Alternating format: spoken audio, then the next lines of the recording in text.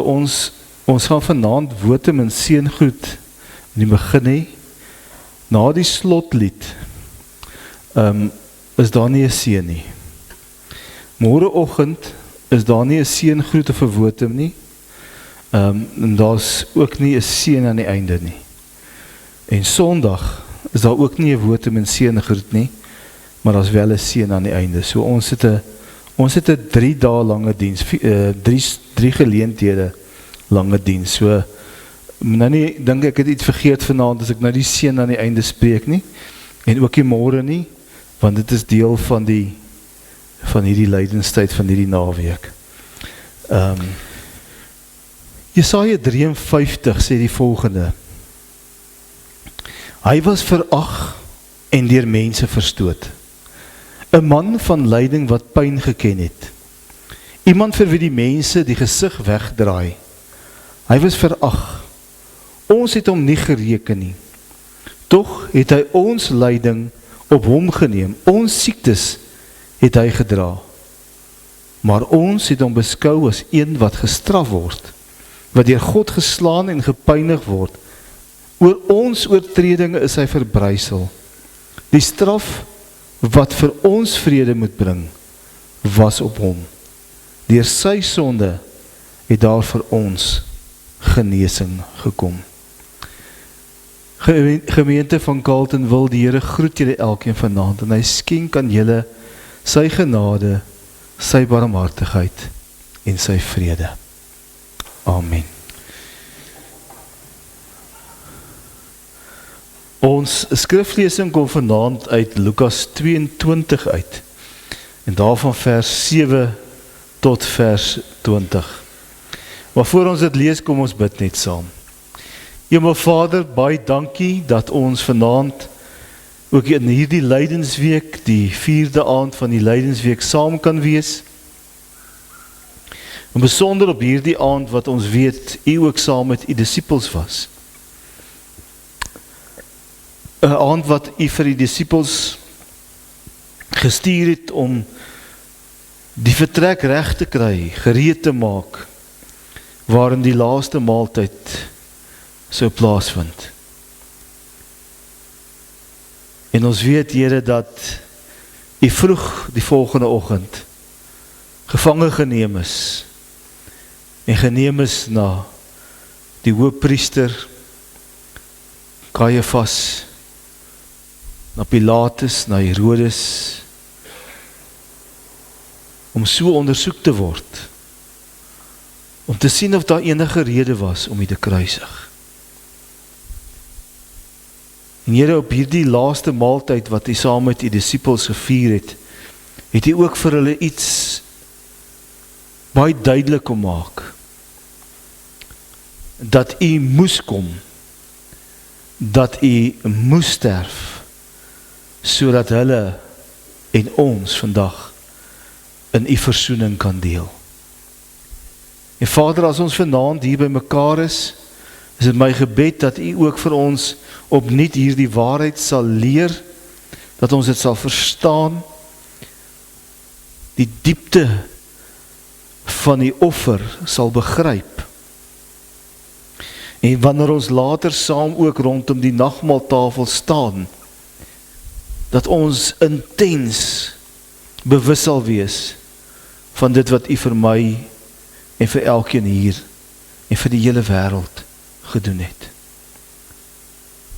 En so wat ons nou net gesing het, Here, is dit ook my gebed vanaand, dat u ons elkeen sal kom vorm, dat u ons sal kom heilig, sodat ons gereed sal wees vir die finale kom. En dit bid ek in Jesus naam. Amen. Lukas 22 vers 7, die dag van die ongesuurde brood, waarop die paaslam geslag moes word, het aangebreek.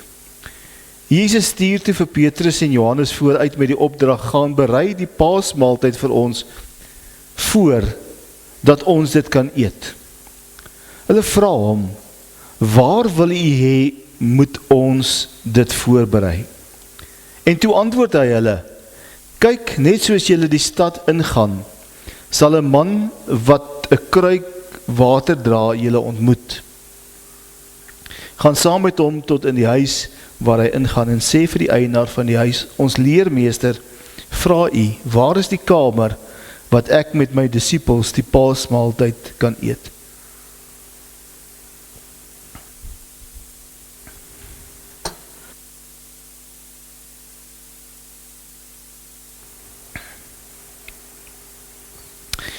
En hy sal julle 'n groot bovertrek wys wat klaar daarvoor ingerig is. Daar moet julle dit voorberei. Hulle het gegaan en dit gekry net soos Jesus vir hulle gesê het en die paasmaaltyd voorberei. En toe dit tyd was, het Jesus aan tafel gegaan en die apostels saam met hom. En hy sê toe vir hulle, ek het baie daarna uitgesien om hierdie paasmaaltyd saam met julle te eet, voordat ek ly. Ek sê vir julle, ek sal dit nie weer eet, voordat dit in die koninkryk van God sy volle betekenis gekry het nie. En daarna neem hy 'n beker, en spreek die dankgebed uit en sê, neem dit en gee dit vir mekaar aan. En hy sê vir hulle, ek sal van nou af nie weer wyn drink, voordat die koninkryk van God gekom het nie. Toe neem hy brood, spreek die dankgebed uit, breek dit en gee dit vir hulle met die woorde, dit is my liggaam wat vir julle gegee word. Gebruik dit tot my gedagtenis.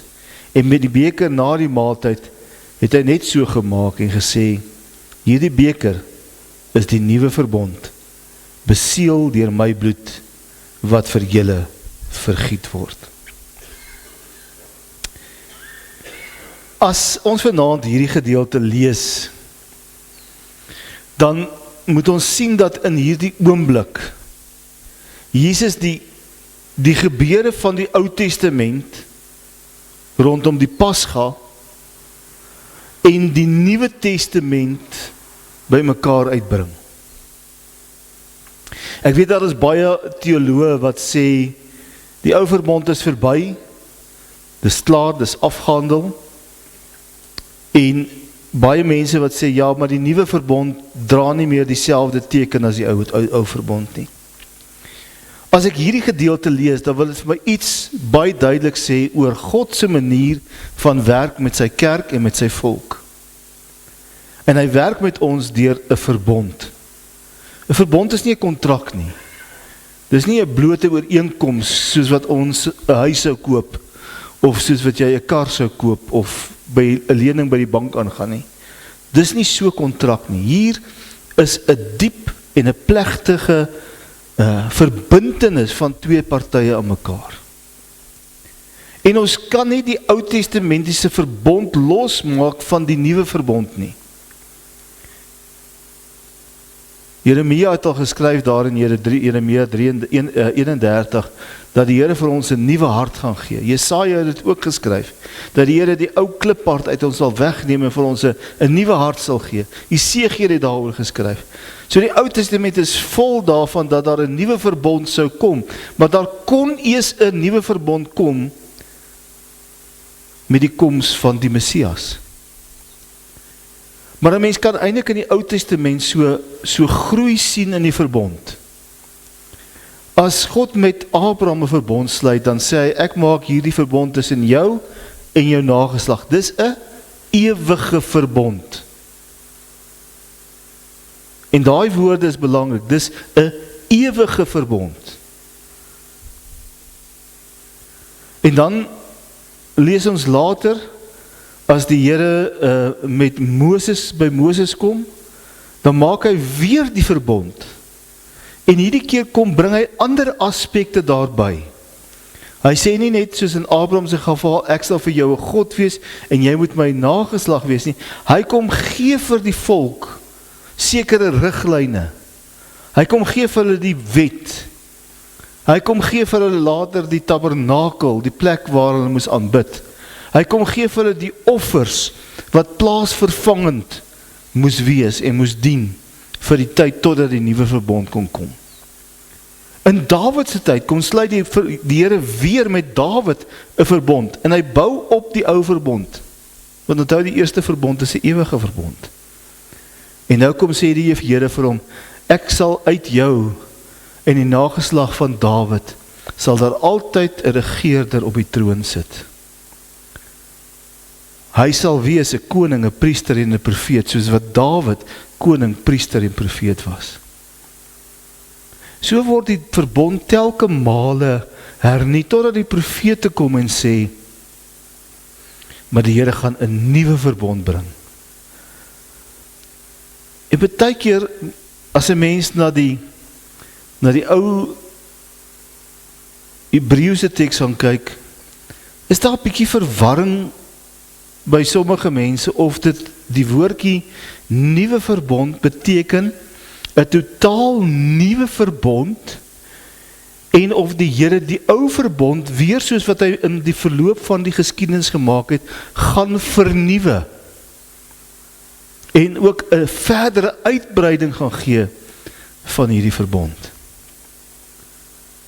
God het nie opgehou om met sy volk en sy kinders te werk in 'n verbond nie. Anders sou Jesus nie hierdie woorde aan die tafel gesit het en vir hulle gesê het, hierdie is die tekens van die nuwe verbond nie. Hierdie, die brood en die wyn is die tekens van die nuwe verbond.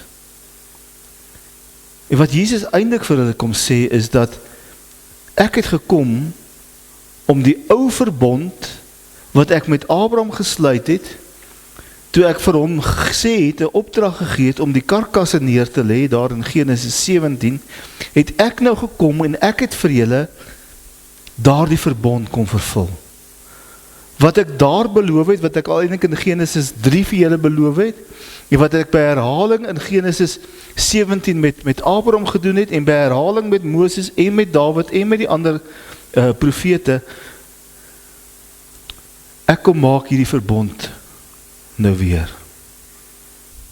Ek kom vervul die terme van die ou verbond, want ek kom dra nou julle sonde op my. En dit word so mooi in hierdie gedeelte gesê, as hy sê dat Jesus het in ons plek sonde geword. Hy het in ons plek die straf kom dra. Hy het in ons plek, namens jou en my, het hy aan die eise van die verbond kom voldoen, en dan kom gee hy vir ons die nuwe verbond. En dit is interessant, dat Jesus nie hier weer vir ons kom sê, of nuwe lang eise kom sit, en nuwe dinge kom sê, nee, hy sê net, hier, die tekens, brood en die wyn, dis die teken van die nuwe verbond. Anders as wat hy met Abraham gedoen het, en met Dawid gedoen het, en wat hy met Moses gedoen het, kom sê hy nie vir ons, soos dat hy vir Abraham sê, ek sal vir jou God wees, en jy moet 'n volk wees nie. Maar dis geïmpliseer, omdat dit die terme was, van die ou verbond. Dat die Here sê, ek kom vermaak nou hierdie verbond. Ek is die perfekte offer. In my is die volmaakte offer gebring, sonder vlek, sonder rimpel, sodat ek julle sonde op my kan neem, en soos wat ons lees in Hebreërs 10, ek 'n ewige offer vir julle sal bring. 'n Offer wat nooit weer sal ophou nie. 'n Offer wat vir ewig sal wees. En wat dit ook moontlik vir julle maak om selfs na die dood in die ewigheid by my te wees. So wanneer ons by hierdie nuwe verbond stil staan, kan ons nie die ou verbond sê, dis nou nie meer van toepassing nie. Want die Here kom sê nog steeds vir ons, ek is vir jou 'n God. Ek is die God wat jou so lief gehad het, dat ek in jou plek gesterf het. Ek is die Here wat jou so lief gehad het, dat ek jou sondes op my geneem het. En nou vra ek jou, kom gee jouself vir my, soos wat ek my vir jou gegee het. Presies wat ons gisterand gehoor het van Maria, waar sy kom sit het by die voete van die Here, die nardeskruik gebreek het en uitgestort het, en ook haarself uitgestort het aan die voete van die Here, wil die Here vir ons kom sê, dis die teken van die nuwe verbond. Maar hy wil vir ons die waarborg kom gee, en vir ons sê, elke keer, so seker as wat jy hierdie brood eet, en so seker as wat jy hierdie wyn drink, so seker het ek vir jou gesterf aan die kruis. So seker is daar vir jou verlossing by die Here. So seker sal jy in ewigheid saam met my wees. Ons hoef nie dan te twyfel as kerk nie. Want Jesus het sy liggaam en sy bloed gegee as 'n waarborg van wat hy kom beloof het. Het is interessant dat in die heel eerste versie, daar in vers 7 wat ons saam met mekaar gelees het, sê, die dag van die ongesuurde brode, waarop die paaslam geslag moes word. Dan Anna het gisterand vir my 'n vraag gevra wat, ek kan nie heeltemal geantwoord, ek het daar net so half geantwoord, want ek het geweet, sy loop vanaand se preek eintlik so bietjie vooruit. So Tannie Anna, ekskuus, ek het jou nie heeltemal geantwoord nie, maar ek het geweet ek kom vanaand. Hoekom ongesuurde brood? Hoekom is die suurdeeg verwyder? Hoekom het Jesus die tempel gaan skoonmaak? Hoekom het hy vir die fariseërs gesê, moenie doen wat hulle doen nie, of vir die mense gesê, moenie doen wat hulle doen nie, want hulle is net 'n skyn. Hoekom het hy dit vir hulle gedoen? In die Pasga gebruik, wat ons al so bietjie gedoen het, was daar 6 dae voor die tyd, het hulle begin om die lam te kies. En dan het hulle ook begin om die huis skoon te maak. En deel van daardie skoonmaak, was om alles wat suurdeeg gehad het, te verwyder. Nou, ons moet so 'n bietjie 'n streekie gee uit ons wêreld uit, waar ons gou-gou by een van die supermarkte inhardloop en 'n pakkie kitsgis gaan koop, wat ons in ons brooddeeg gooi, om dit te laat rys. Suurdeeg was letterlik suurdeeg, dit was nie gis nie. Dis die deeg wat gebruik is, en waar die vorige dag se brood van gebruik is, en een kant gesit is, sodat dit suur kon raak. En daardie suur raak was deel van die proses van verrotting, van doodgaan. En dan het julle daardie half gefermenteerde deeg, het hulle gevat en by die nuwe deeg gesit. En die nuwe deeg is dan geknie, sodat jy weer 'n brood kan maak. En wanneer die Here vir hulle sê in Egipte met Paastyd, julle moet die suurdeeg verwyder, dan wil hy eintlik vir hulle sê, julle moet dit wat verrotting bring, moet julle weghaal. Hoe weet ons dit? Want Jesus verwys later op 'n paar plekke, 3 plekke veral, in Lukas en in Matteus, verwys hy na die skrifgeleerdes en die fariseërs, en dan sê hy vir die volk, pas op vir die suurdeeg van die fariseërs. Matteus 16 vers 6 en 11 tot 12. Pas op vir die suurdeeg van die fariseërs. Hulle bring verrotting. Hulle lei jou weg van die woord af. Hulle interpretasie bring julle nie meer by God uit nie. So pas op vir die suurdeeg. Wees versigtig daarvoor. So deel van hierdie proses, en daarom sien ons dit, dat hy tempel toe gaan en die tempel gaan skoonmaak. Dit was deel van die skoonmaakproses, die huis moes skoongemaak gewees het. En deel daarvan was om alles wat verrot was, alles wat besig was om te verteer en te fermenteer, moes uitgehaal word. Vandag nog het die Jode in hulle Pasgaviering, het hulle, daar is 'n term daarvoor, wat hulle die suurdeeg soek. Alles wat dit het, koekies, bier, koring, enige iets, word verwyder uit die huis uit, voor die Pasga gevier kan word. En dan eet hulle die ongesuurde brode. Vandag is dit ook makliker vir hulle, want hulle gaan koop matzas in die winkel waar daar nie suurdeeg in is nie. Maar vroeër die jare het hulle of in die tyd van Egipte, het hulle die suurdeeg gevat, of daai ongesuurde deeg, en het daarmee brood gebak. En dit het hulle gebruik. 'n tweede deel daarvan was, die Here het vir die volk gesê, julle moet gereed wees. So deel van hierdie skoonmaak van die huis, wat dit moet so wees, dat alles by mekaar is en gereed is, dat hulle maklik kon pak en vinnig kon trek. Want die Here het gesê, julle moet gereed wees, want julle weet nie, wanneer kom die verlossing nie. En daarom was daar nie tyd om met suurdeeg om te gaan nie, want jy het nie tyd gehad om te wag vir die deeg om suur te word, en vir die nuwe brood om te rys nie.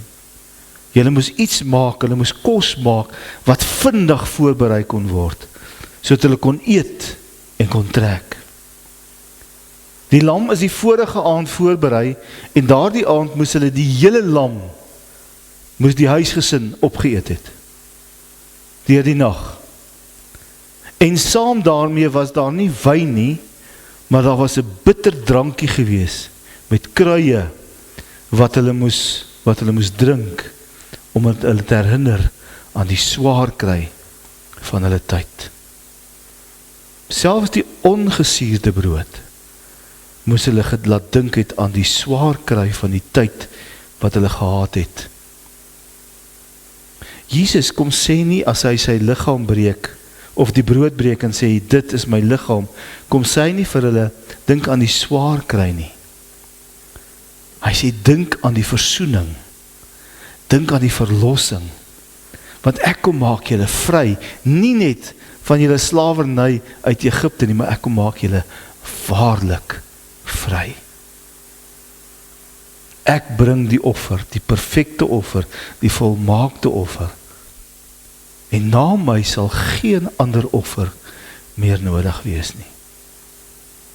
Ek bring die volmaakte offer, sodat julle die ewige lewe kan hê. So wanneer ons vanaand hier rondom die tafel gaan staan,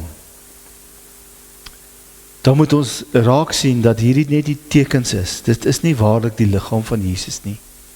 Dit is nie waarlik sy bloed nie, maar dit is die tekens wat die Here vir ons sê, in my kruisdood, in my sterwe, het ek vir jou die finale offer gebring. Ek kom sit die verbond voor.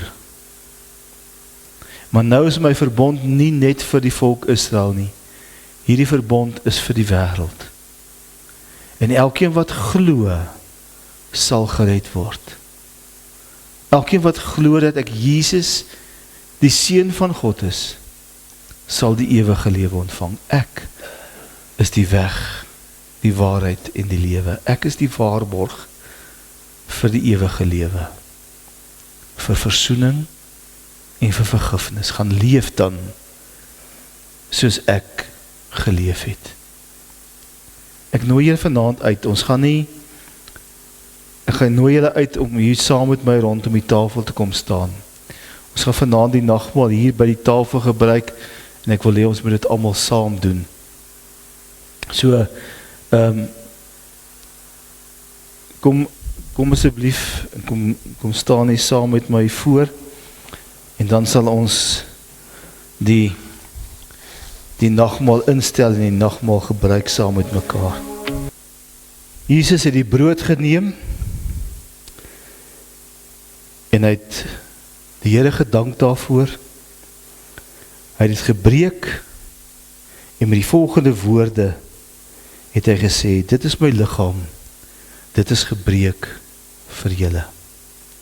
Ek gaan vanaand vir julle elkeen ook 'n brood gee en vir julle sê, dit is die liggaam van Christus, dit is gebreek vir julle.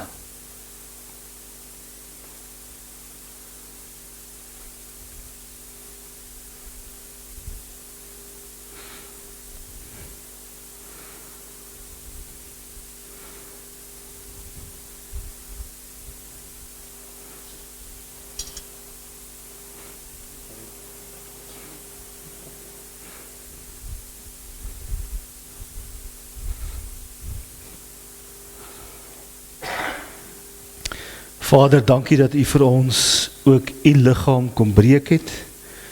En dankie dat ons weet, u het vir ons ook hierdeur deel gemaak van die nuwe verbond. Ons wil vanaand aan u die lof en die eer bring vir dit wat u gedoen het, die prys wat u betaal het, sodat ons die ewige lewe kan hê. Amen.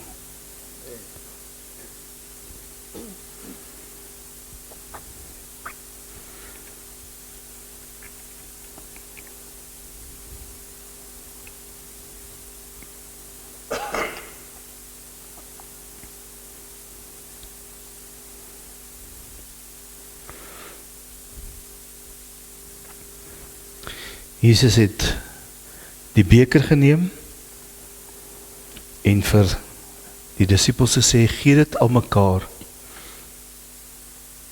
Die beker is die teken van my bloed, wat vir julle gestort is. Neem dit, drink daaruit, en glo dat die Here vir jou sy bloed gesterf het, as 'n volkome verlossing vir al jou sondes. Ek gaan vir jou gee, want ek weet, jy drink gewoonlik uit die beker uit. Ookie kan ek vir jou vra, het gaan dalk makliker wees, as jy daar loop in die kelkies net terug.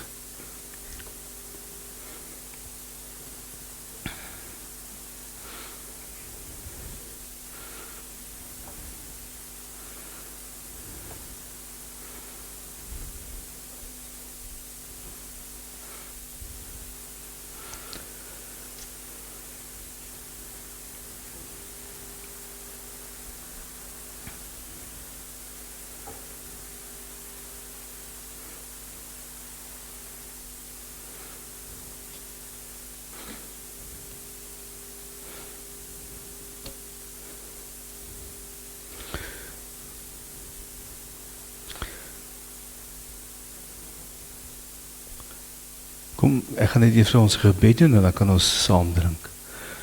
Vader, dankie dat ons vanaand so voor U kan staan, ook met die beker of die kelkies in ons hand, en dat ons kan weet, U het U bloed vir ons gestort aan die kruis, sodat ons nooit weer die veroordeling sal ervaar of beleef wat U beleef het nie. Soos wat Paulus skryf in Romeine 8, daar is dus geen veroordeling vir die wat in die Christus Jesus is nie.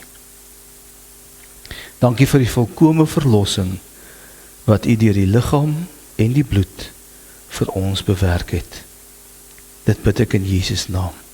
Amen.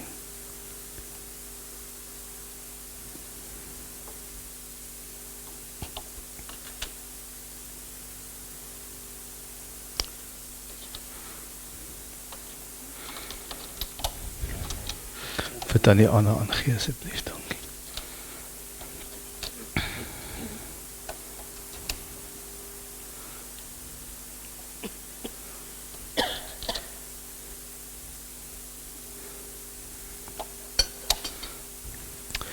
Kom ons doen net so 'n gebed saam. Here, dankie vir hierdie lydenstyd. Dankie vir die woord wat U vir ons kom breek het elke dag. Dankie dat U deur die Gees ook ons harte voorberei het om saam hierdie pad te loop. Vader, ons wil aan U al die lof en al die eer gee. Dankie dat ons saam as 'n gemeente ook hier rondom U nagmaaltafel kan staan. Dankie, Here, dat U ons ook deel maak van die nuwe verbond en dat ons vanaand weer ons geloof kon versterk deur saam ook hierdie nagmaal kan gebruik. Here, ons harte is ook gevul met droefheid en die wete, dat ons môre gaan stilstaan by die kruisiging, en dat ons weet, Here, U het die lewe kom gee vir ons. Droefheid, Here, dat ons, deur ons lewens, ook U pyn veroorsaak het, ook U lyding veroorsaak het. Maar dankie, Here, dat U bereid was om dit vrywillig te doen. Dankie dat U bereid was om vrywillig in ons plek te kom staan. Dankie dat U bereid was om die prys te betaal. Ons bring aan U al die lof en die eer. Amen.